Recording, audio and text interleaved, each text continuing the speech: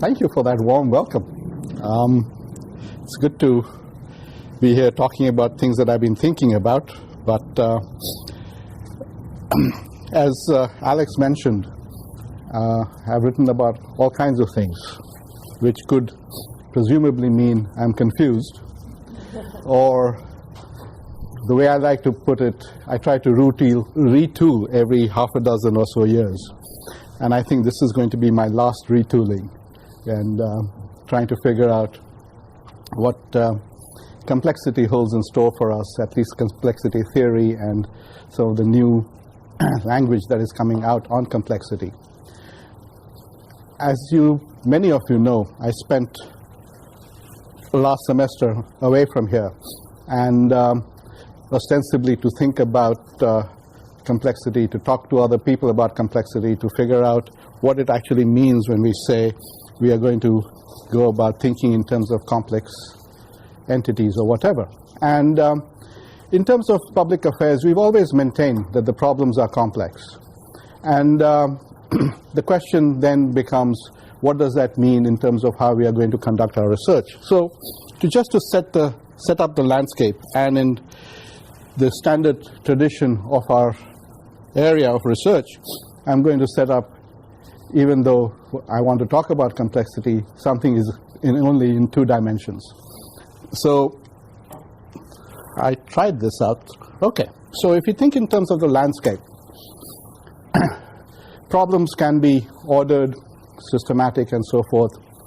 They can be chaotic, and somewhere in between order and chaos is where complexity is supposed to lie. And so we've always maintained that our problems are complex. And when we start thinking about these things, in this particular instance, I've just taken 2 dimensions. Say one is uncertainty and the other is value conflict.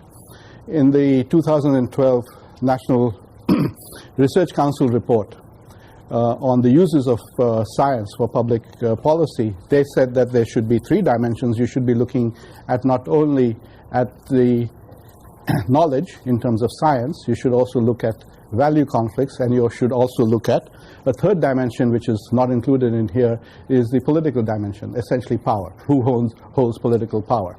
So I've sort of squished down political power here and just am using uncertainty, and uncertainty could be of a variety of different ways. You can think of it. Certainly there's uncertainty in knowledge. We may not know, we may not have perfect knowledge about what is going to be happening. There's knowledge, there's uncertainty just in terms of stochasticity. There's uncertainty because of administrative changes in terms of how governments might function. We know for a fact that in the federal government, things will happen that will change every 4 years, almost certainly every 8 years. And so there are a variety of different kinds of uncertainty. And value conflicts, we don't have a very good mechanism for discussing values and value conflicts, but there certainly is tremendous amount of conflict when we start talking about various public policy issues. And so what we try to do when we start doing these kinds of work is to say, what are examples of this, and can I work with some of these kinds of problems? And what the question that's motivating me is this: what does it mean to take a complex systems perspective?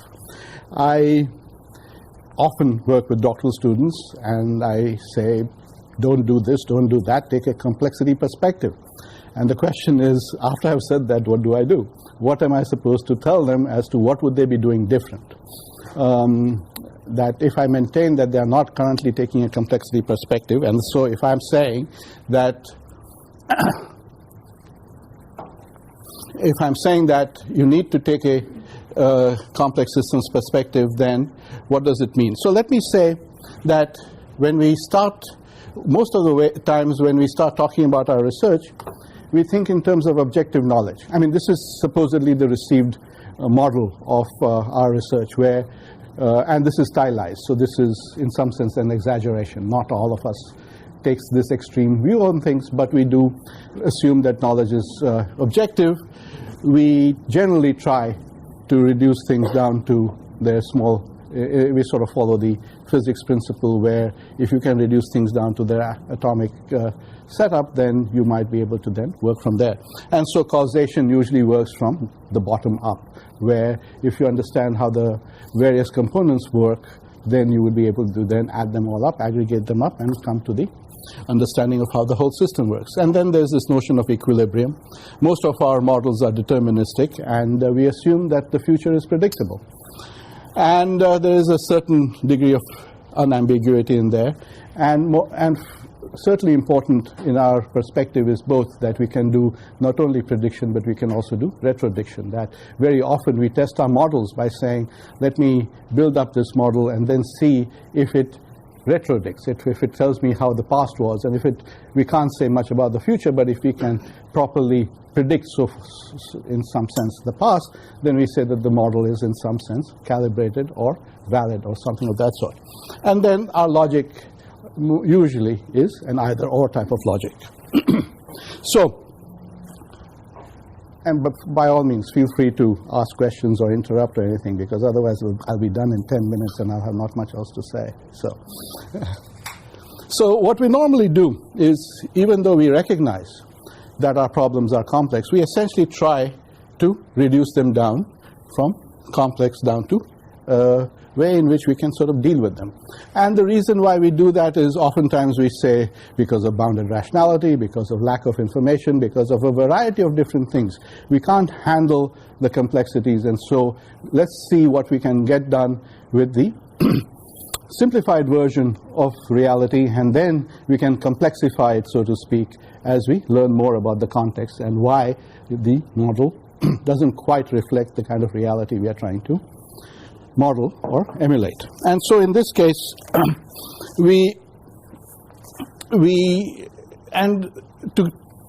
to help sort of start putting some context to this, when Katrina struck, or say Sandy struck, the two hurricanes, you started off with a totally chaotic system. And then as people sort of began to recover from the chaos, you still had a multi-jurisdictional, multifunctional sort of problem on one's hand in terms of trying to see how are we going to get all the different agencies, how are we going to get all the different emergency groups of people come together to help you sort of address the kinds of problems that were created by the hurricanes. And so you sort of, from a chaotic situation where you can't do very much, you can at least come to a complex situation where you try some coordination, you try some alignment of different resources, and then over time you can reduce this down to some sort of an orderly way of recovery. So that's one way in which over time you can reduce the chaos down to complexity, down to orderliness. But very often we can even argue that that can't be done because the inherent structure of the problems are such that they remain complex.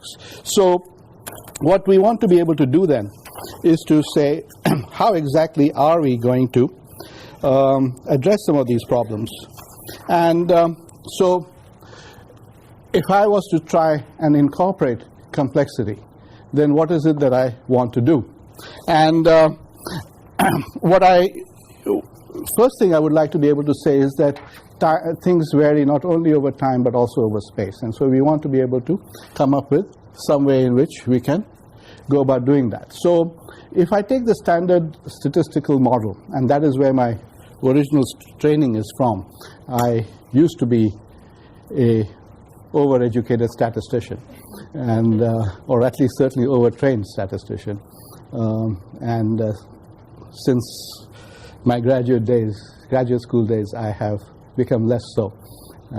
But the point I'm making here is that as a statistician, you're trained to essentially assume that there is an underlying structure, there is an underlying pattern. And whenever you don't see that, it is due to noise. It is due to some sort of stochasticity. So the task there is to, in some way or another, get rid of the ambiguity, to get rid of the uncertainty, to get rid of the stochasticity. And so when you start talking about complexity, what what the people who write about it say, what you need to do is to come up with ways in which you can embrace that ambiguity, because ambiguity, uncertainty, risk, all of these things are inherent properties of the systems that we are trying to explore.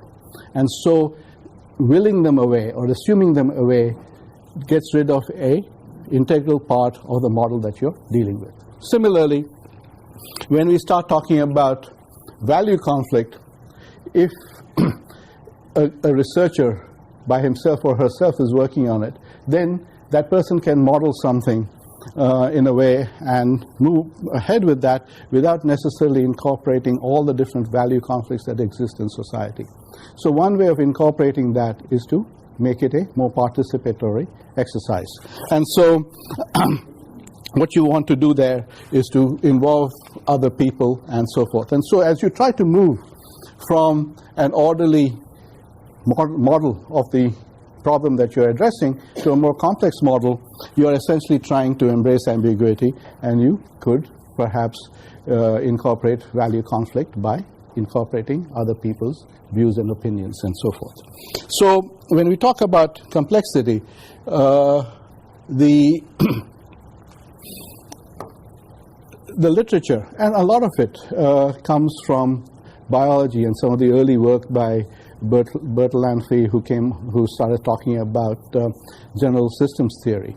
And then we have a variety of other people who have gone on to talk about complexity in terms of information and entropy, complexity in terms of how cells and things of that sort evolve into more sophisticated entities like amoebas, or amoebas are probably simple, and then you have humans and things like that. And so complexity can be incorporated like in that sense. But when it comes to conducting research, the standard advice is don't be reductionist, take a holistic perspective.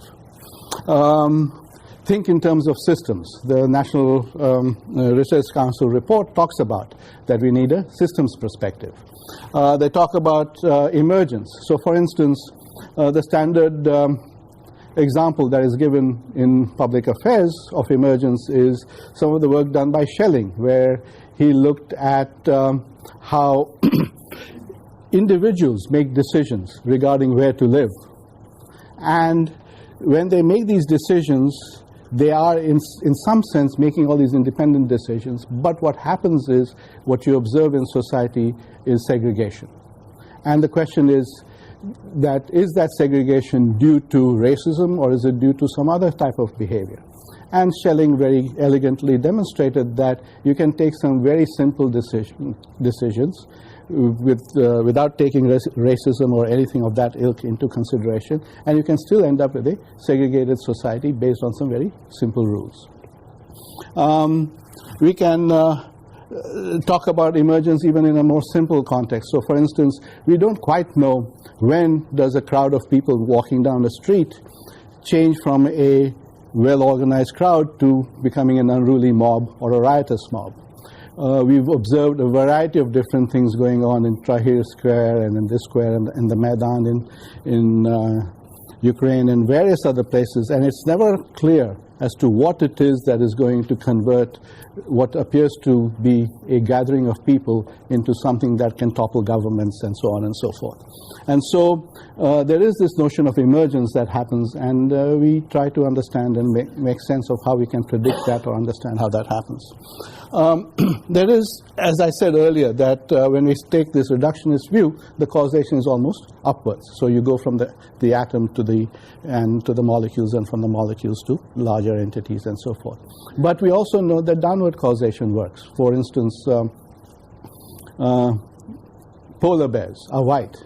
Bears in Colorado are brown. So it is the environment that determines what color the bear is. One could argue that it is selection that's going on here, but in some sense it is the environment. So Darwin's finches could be one could talk about those in terms of adaptability from bottom up, but you can also think in terms of downward causation. So the whole causation framework can also be thought of in a different way. I mentioned equilibrium in the earlier context. So for instance, this is an unusual setting for this afternoon's colloquium. But if somebody was to walk by the LEC at 12:30 on a Monday afternoon, they would see a group of people in there. And regardless of what Monday you go by, they will notice that the number of people is approximately the same.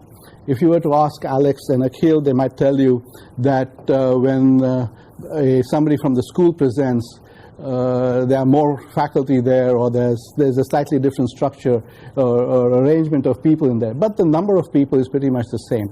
We get the same number of pizzas, and the same amount of pizza gets eaten, and so forth. So it would seem that there's an equilibrium. But as you will see today, the people who are here today are not always the same people who are there on other days. Sometimes when we have a person from outside of the school, we have more people from other parts of the university. So even though the number is the same, we have different. So there is this, in some sense, a self-organization. So underneath this apparent equilibrium, where there's approximately the same number of people, we find that the entities that are there are not necessarily the same that make up this collective on a Monday afternoon at 12:30. So what is happening there? There is some sort of a self-organization, and we can talk about those kinds of things. As I mentioned, uncertainty and ambiguity is something we want to embrace. Yes?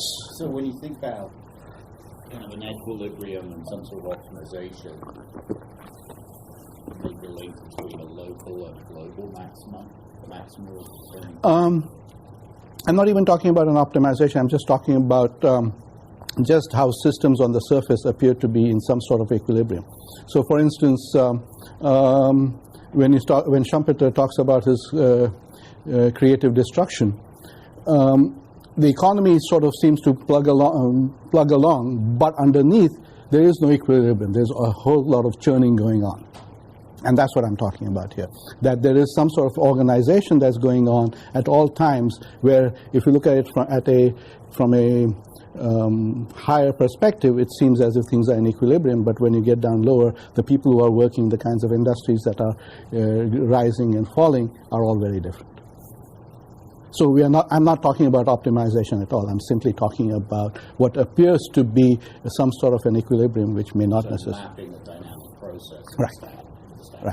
Which then gets into the nonlinearity and feedback and so forth. And so if we are going to exactly to sort of go on and say, now how are we going to map this?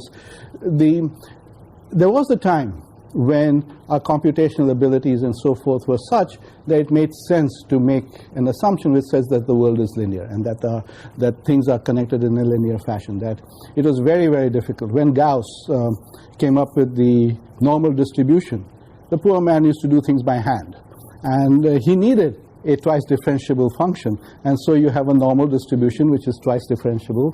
Its moments are easy to calculate and so forth. And now we assume that the world is normal because Gauss said so.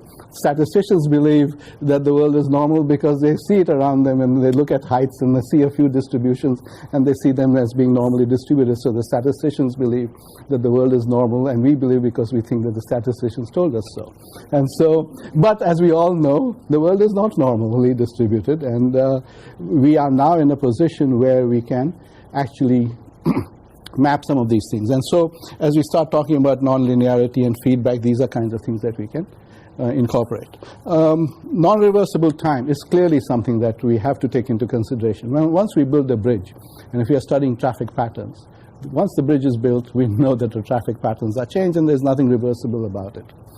And then what we want to be able to do, to go back to this notion of holism, to say how do you incorporate the context into all of this. And so,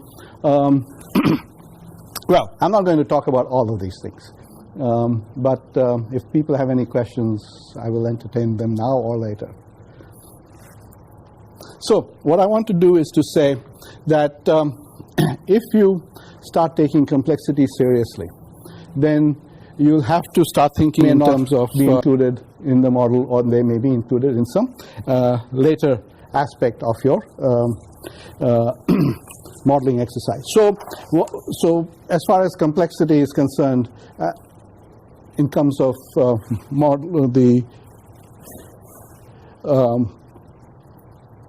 in terms of how you start conceptualizing it, one of the things I just wanted to mention is, among all the other things, is that we need to spend more time on figuring out how the boundaries are decided upon, and then you can start incorporating complexity in that.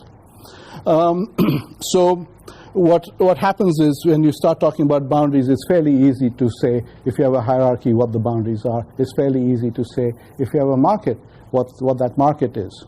But now when we have some sort of a complex organization, that's where you start thinking about the fuzziness of the boundaries. So for instance, again, to go back to the contracting example, if you read the literature on public administration in the 1930s and so forth, it's a very simple view of things, where you have the public, which elects the politicians, who then give the values to the bureaucrats, who then go out and implement them. You have outcomes. If the public likes those outcomes, then they re-elect the politicians. If they don't, then the politicians get kicked out, and the system works in that fashion. What happened in the Second World War, particularly with the atomic bomb program, was that for security reasons, for a variety of different reasons, where you didn't want the bomb to be built in one place. It just didn't make sense in terms of security. It didn't make sense in terms of resources and so forth. So what happened was that whole enterprise was distributed across the country. And no two groups of people knew precisely what the other group was doing. And out of that, where the Department of Defense or Department of War or whatever the correct, I'm sure Doug will be able to correct me on that, was paying attention to these things, they made a purposeful decision which said that we are going to distribute and contract out the development of the bomb to a variety of different groups, which will then bring it all together and see if it works or not. And that was what was then a necessity, and made a very sensible sort of a decision. One could argue has now become an ideology, where it says that everything should be contracted out if it is possible. So when we start talking about that, then what we have now is what we have in the form of the current government, where we have the public electing the politicians, and then there is this bureaucracy. But as some esteemed graduates of our own school have said, the government gets hollowed out. And so you have this large entity on top, then there's a hollow government, and then there are innumerable contractors. And so if you're going to be able to then talk about how those organizations function, and there are others in this room who know a lot more about these things than I ever will be then able to tell you how are you going to then start talking about the ways in which you don't have a make and sell approach to things as you do in markets, or you don't have a command and control sort of organizational ethos as you do in hierarchies, but you have something where you are trying to sense what is going on in your context, and then you respond to that. And that is a very different way in which you conduct business than if you were to do it in a market or in a hierarchy. So as you start talking about how the ways in which you're going to start. So sense and respond. If you took, continue your discussion of the consulting organization, the contracting body. Right. Aren't they inherently a market? Oh yeah, they are. But for instance, what I'm saying that now every time you swipe your loyalty card once you bought something, the computer senses that the inventory has gone down, and then it responds to that by saying that you should make some more of that inventory and restock the aisles and so on and so forth. Which is, you still have marketing, but the marketing is slightly now is not as focused on trying to make something and making sure that it sells. It is now trying to respond to what is selling and then producing goods in that context, rather than say we are going to make Campbell's soup and then we are going to sell it. You now say how much Campbell's soup is. So you will still advertise Campbell's soup and you try and sell it, but a lot of it is just trying to respond to which kinds of brands, which categories of soup you're going to make, and so forth. And that's where there is a different entity, the retailer in that example, right, needs to make and sell. Right, but the question is what comes first, the making or the selling? And in many instances, because of the selling, the making then follows. Again, these are broad generalizations about how things are changing. But there is certainly a change in whether it is just-in-time delivery and so on and so forth. You have a variety of different changes in the way the logistics and the manufacturing works this day. For instance, the reason why it is suggested that Limited was so very successful at the outset was that they pretty much reduced the time between the design of clothes and the delivery of clothes in the marketplace, and that you could have a design created today in Columbus that gets, at that time it must have been faxed off to somewhere in Singapore or something else. They cut out the clothing, they stitched it, and it was back here in a week, and then it was on the shelves within about 10 to 15 days of it having. The car manufacturers, where you used to go from concept cars to cars that actually came into the market, used to take years. Now it takes less. I'm not sure whether it still takes years or not, but it certainly takes less. So those are the kinds of things that are, and how do you manage that is a different kind of a complexity. So let me move on from conceptualization to how you actually go about conducting the research. Craig Boardman and I and Julie Hubin-Carpenter, all three of us are teaching evaluation to our master's students this semester. And I've never taught evaluation before, so I am teaching what Craig used to teach, and I understand from Craig that he teaches what Mary Marvel used to teach. So there has been very little change in the basic structure of how we go about teaching evaluation. And if you look at the National Science Foundation or the National Institutes of Health, or if you look at the Kellogg Foundation website and things like that, and you go to their evaluation part of their website, they all talk about logic models.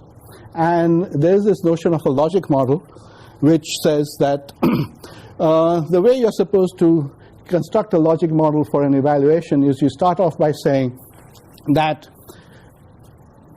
whatever you're evaluating, any program, any project is designed to create change. So how is that change brought about? You have inputs, and these resources are then if you're going to be conducting this evaluation, you want to say how are these resources being used in these activities, so you have to have a sense of the activities. And then what are these activities going to produce, and so they're going to produce some outputs, and these outputs have consequences in the form of outcomes, and then there's this eventual impact of this program or project that you are. And so that is how you're going to set up your evaluation design, so that you have a vision for the future. The whole purpose of whatever this thing that you are implementing is to be able to get from where you are, which is presumably an unsatisfactory state of affairs, to a more satisfactory or a desirable state of affairs. So that is what you want to do. And this is how we go about teaching these things, and we talk ridiculous things about controlled trials. Think about controlled trials in public affairs. It's a strange thing to be talking about, but we do it in class anyway. But then there are quasi-experimental designs, and then there are regression discontinuity designs, and this, that, and the other. But what happens, in fact, is you may plan and you may do all these things to the extent you can and want to, but what happens is you start off by saying, okay, let's see how these things went about, and you say, here's the plan, these are the inputs, and very soon the plan falls apart.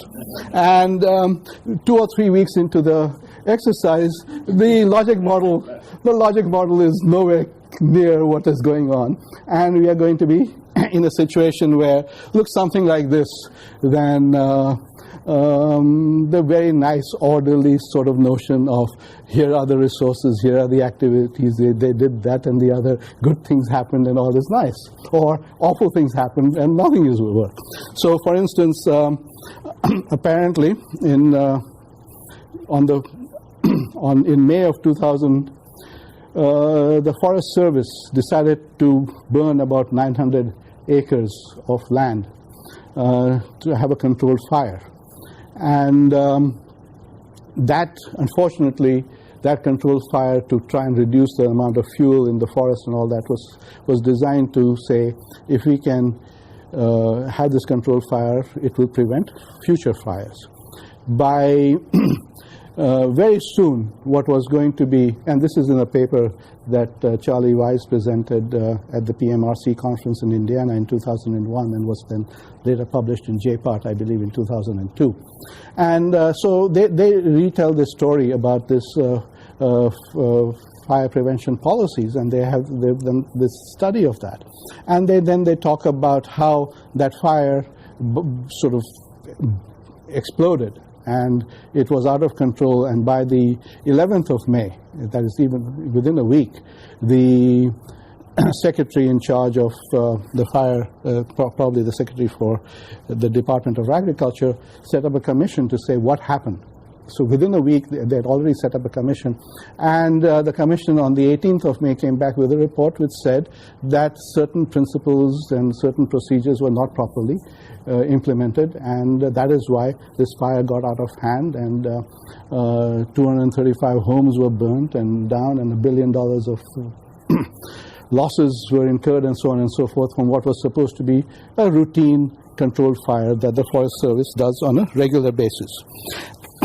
Anyway, a year later, they did a more thorough study of that, and they said, well, actually, the procedures were properly followed, but as a consequence of a variety of things that don't normally happen, which happened in this particular instance, things went out of control. So when the fire was manageable by about the 19th of May, this report, which sort of said that the Forest Service didn't follow proper procedures, had already come out on the 18th saying that, look, these people bungled something. But a year later, a more thorough analysis suggested that, no, there was really nothing that they could have predicted in terms of the procedures and so forth. And so they came up with some ways in which you can change the procedures. But then those procedures will work till the next time, and then things will happen. So what we have here is a situation where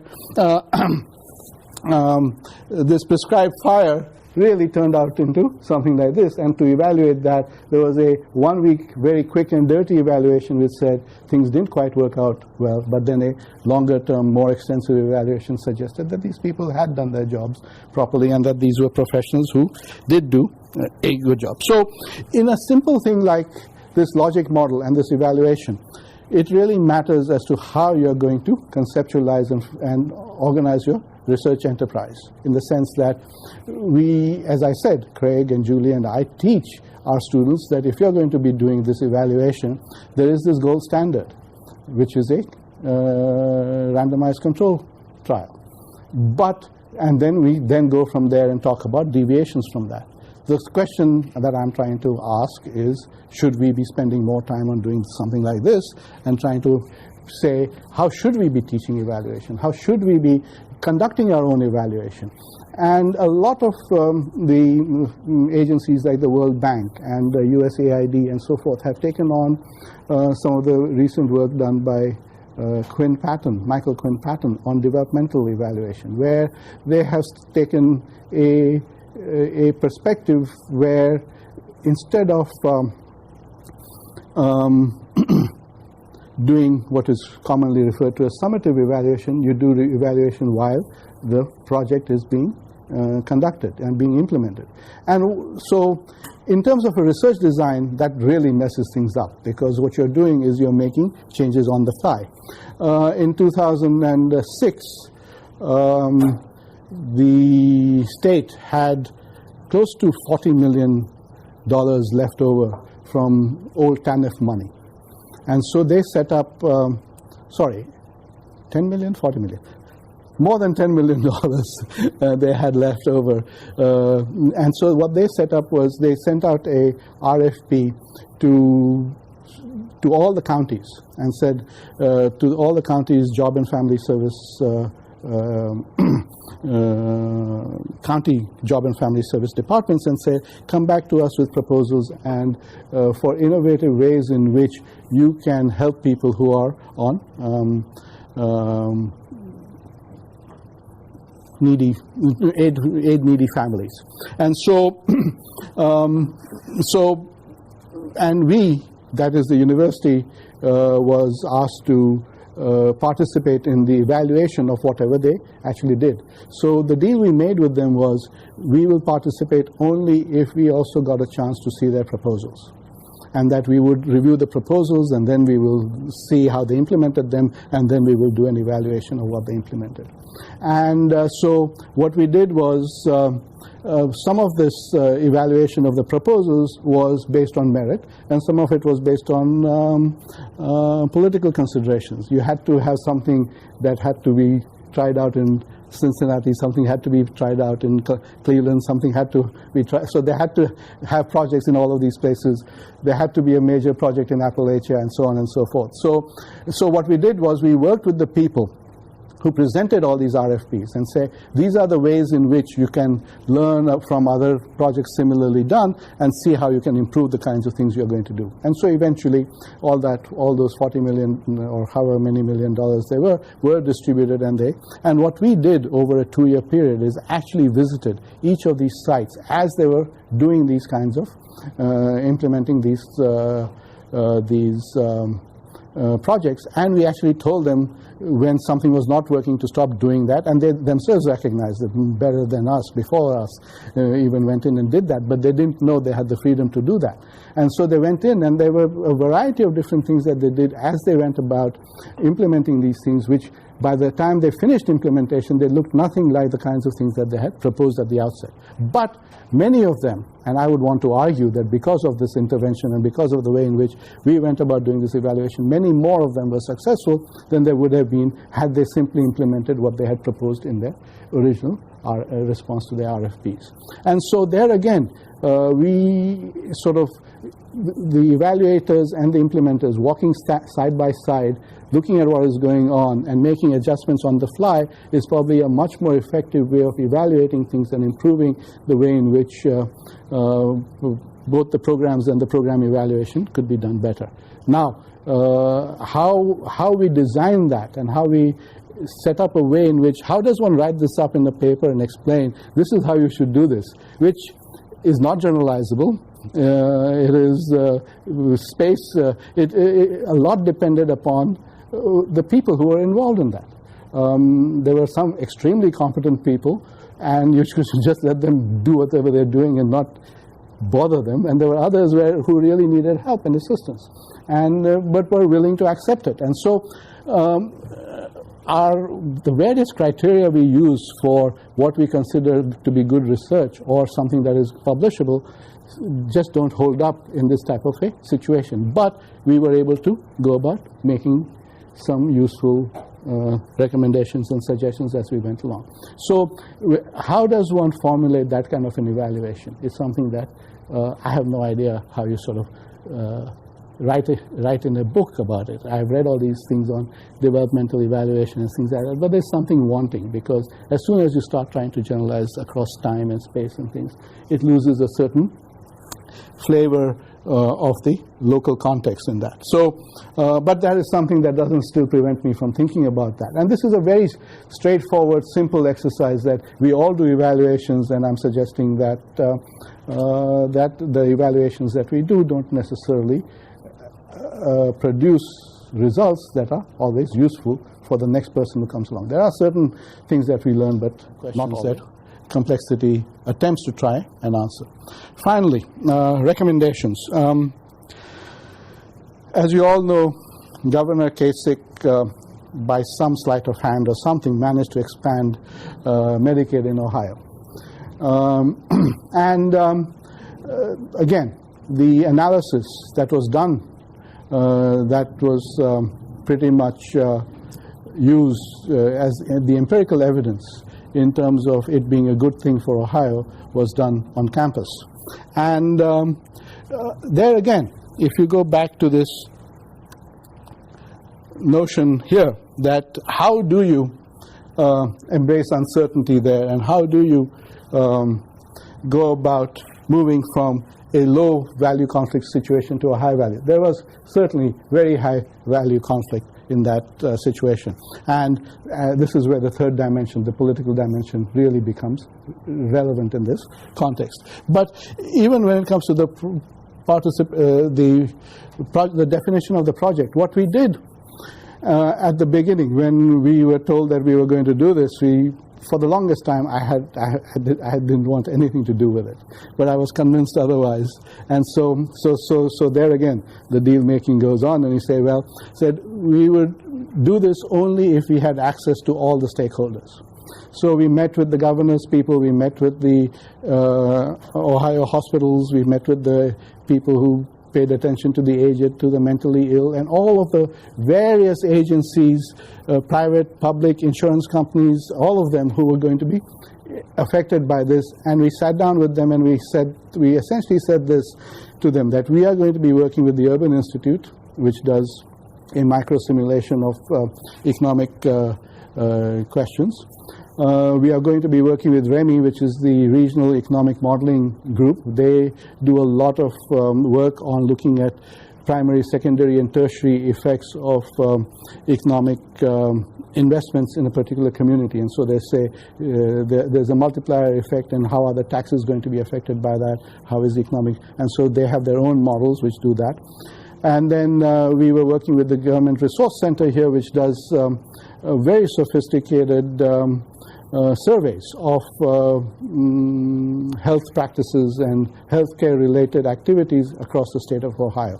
So we had raw data on individuals and so forth from them. We had various types of secondary data from REMI and from the Urban Institute, and then we put together a model which was going to have feedback and nonlinear dynamics in them and all that and so forth. Eventually it turned out to be something that could have been done in an Excel spreadsheet, but I'm owning up to it now. But if you look at the original setup, it looks as if it has all this dynamic set into it. But what we essentially did was we said, this is what we are going to do. And we will redo any analysis you want, as long as you agree that this analysis for the purposes of this exercise makes sense. If you have any data that you think are superior to the data we are using, you give us those data and we will redo the analysis. So we essentially convinced them that given the narrow scope of what we were doing, the different ways in which we are going to be putting together this model is the way we are going to talk about the consequences of Medicaid expansion for both the revenues and the expenditures. And Michelle, sitting there, spent quite a few hours trying to figure out which data made sense and which data didn't make sense. And so there were a variety of different moving parts, and eventually we got that to go in terms of getting participation and agreement from various people that at least there won't be any quibbling about the data. And the assumptions we were making were all very explicit, and so to the extent that people might want to argue about that, they were welcome to do that. The embracing of uncertainty was slightly more difficult. I was willing to project out only up to 2014, and that under duress.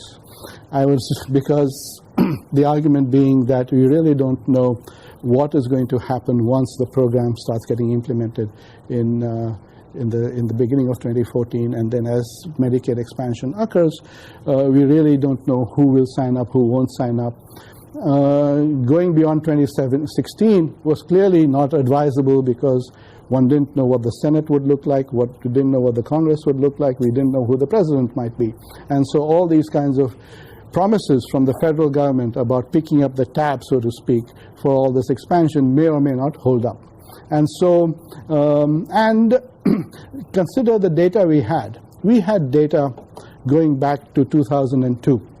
So we could use all those data, but you have to be totally out of your mind to use data which go from 2003 to 2010, given the country had gone through a recession, given that the Medicaid rolls had expanded immensely, given all the kinds of chaos that had gone on in the economy. To use those data didn't really make sense, because regardless, so depending upon which combination of 3 years you took, you got a totally different projection. So the errors were larger than the actual values that you are working with. And so to be able to do a standard sort of a projection on that was you need a very strong stomach to go out and say, this is what I think is going to happen 6 months hence, 6 weeks hence, and so on and so forth.